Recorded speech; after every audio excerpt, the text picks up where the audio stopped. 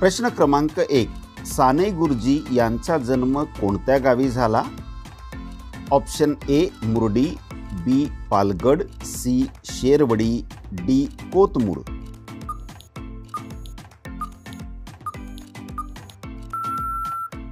योग्य उत्तर आहे ऑप्शन बी पालगड. साने गुरुजी यांचा जन्म पालगड येथे झाला. प्रश्न क्रमांक 2. क्रांतिसिंह नाना पाटील यांचे जन्मस्थान कोणते? Option A Khatav, B Palus, C Atpadi, D Bahe Borgaon.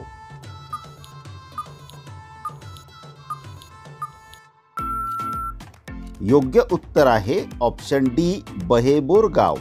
Krantisinh Nana Patil यांचे जन्मस्थान बहे बोरगाव हे आहे. प्रश्न क्रमांक 3. विनोबा भावे यांचा जन्म कोणत्या जिल्ह्यात झाला?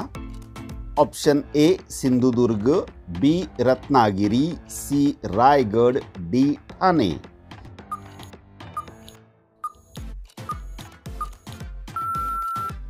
योग्य उत्तर आहे ऑप्शन सी रायगड.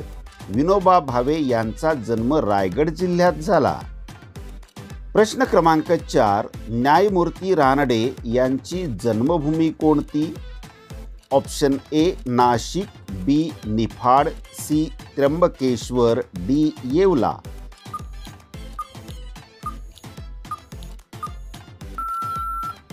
योग्य उत्तर आहे ऑप्शन बी निफाड.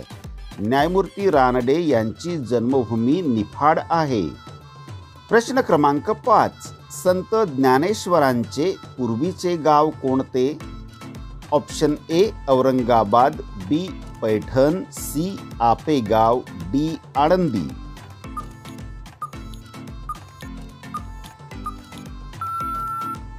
योग्य उत्तर ऑप्शन सी आपेगाव.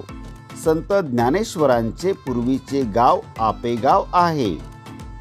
प्रश्न क्रमांक 6. संत गजानन महाराज मंदिर शेगाव हे कोणत्या जिल्ह्यात आहे? Option A Buldhana, B Akola, C Jalgaon, D Yavatmal.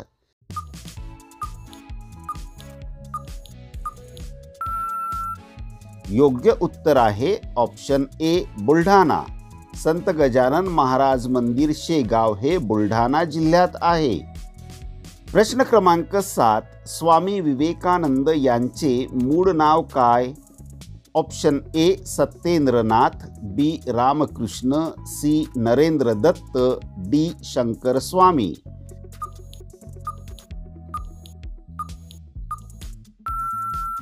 योग्य उत्तर आहे ऑप्शन सी नरेंद्र दत्त. स्वामी विवेकानंद यांचे मूळ नाव नरेंद्र दत्त आहे. मित्रांनो, एक विनंती आहे, जनरल नॉलेजचे महत्त्वाचे व्हिडिओ नियमितपणे बघण्यासाठी आताच आमच्या चॅनलला सबस्क्राईब करून बेल बटन ऑन करून घ्या. व्हिडिओला लाईक आणि शेअर देखील करा. हा व्हिडिओ आपल्याला कसा वाटला ते शेवटी कॉमेंट्समध्ये नक्की सांगा. चला तर पुढचा महत्त्वाचा प्रश्न बघूया. प्रश्न क्रमांक 8. वेदोक्त प्रकरणाशी संबंधित समाजसुधारक कोण? Option A Shahu Maharaj, B Mahatma Phule, C Maharshi Karve, D Go Ga Agarkar.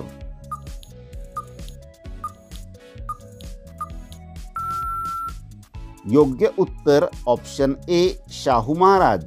वेदोक्त प्रकरणाशी संबंधित सुधारक शाहू महाराज आहेत. प्रश्न क्रमांक 9. कोणत्या संताच्या काव्यरचना दोहे या नावाने प्रसिद्ध आहेत? Option A Sant Rohidas, B Sant Kabir, C Sant Mirabai, D संत तुलसीदास.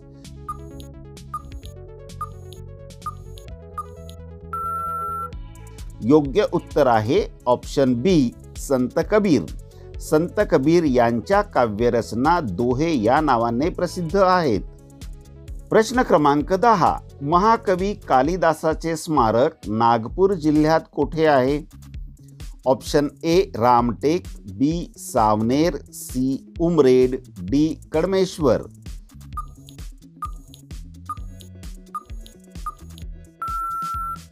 योग्य उत्तर ऑप्शन ए रामटेक.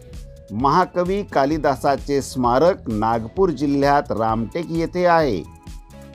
प्रश्न क्रमांक 11. महर्षी धोंडो केशव कर्वे यांच्या आत्मचरित्राचे नाव काय? ऑप्शन ए आत्मकथा, बी आत्मवृत्त, सी माझी कहाणी, डी चरित्र.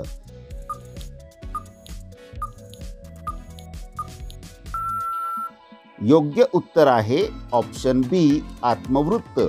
महर्षी धोंडो केशव कर्वे यांच्या आत्मचरित्राचे नाव आत्मवृत्त आहे. प्रश्न क्रमांक 12. अहमदनगर जिल्ह्यातील कोणते ठिकाण अहिल्यादेवी होळकर यांचे जन्म ठिकाण आहे? Option A Shirdi, B Shrirampur, C Chondi, D यापैकी नाही.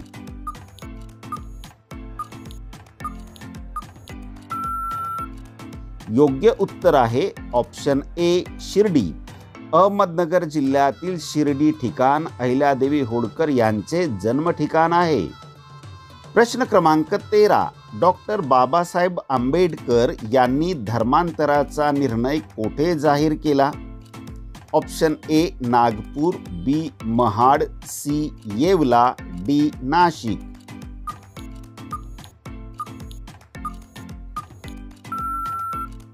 योग्य उत्तर आहे option C Yeola. Doctor Babasaheb Ambedkar यांनी धर्मांतराचा निर्णय येवला येथे जाहीर केला. प्रश्न क्रमांक 14. महात्मा फुले यांना प्रभावित करणारा विचारवंत कोण? Option A J S. Mill, B Thomas Paine, C Voltaire, D लिटो.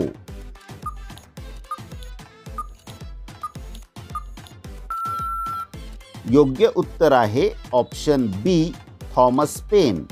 Mahatma Phule यांना प्रभावित करणारा विचारवंत थॉमस पेन आहेत. प्रश्न क्रमांक 15. गाडगेबाबांना खराट्याचा बादशहा कोणी म्हटले आहे? Option A Shahu Maharaj, B doctor Ambedkar, C Prabodhankar Thackeray, D Acharya Atre.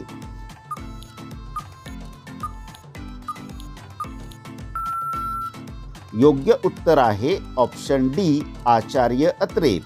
गाडगेबाबांना खराट्याचा बादशहा आचार्य अत्रे यांनी म्हटले आहे. मित्रांनो, आजचा व्हिडिओ कसा वाटला ते कॉमेंटमध्ये नक्की सांगा. आवडला असेल तर लाईक आणि शेअर करा. असेच नवनवीन व्हिडिओ बघण्यासाठी चॅनलला सबस्क्राईब करा. व्हिडिओ शेवटपर्यंत बघितल्याबद्दल आपले खूप खूप धन्यवाद.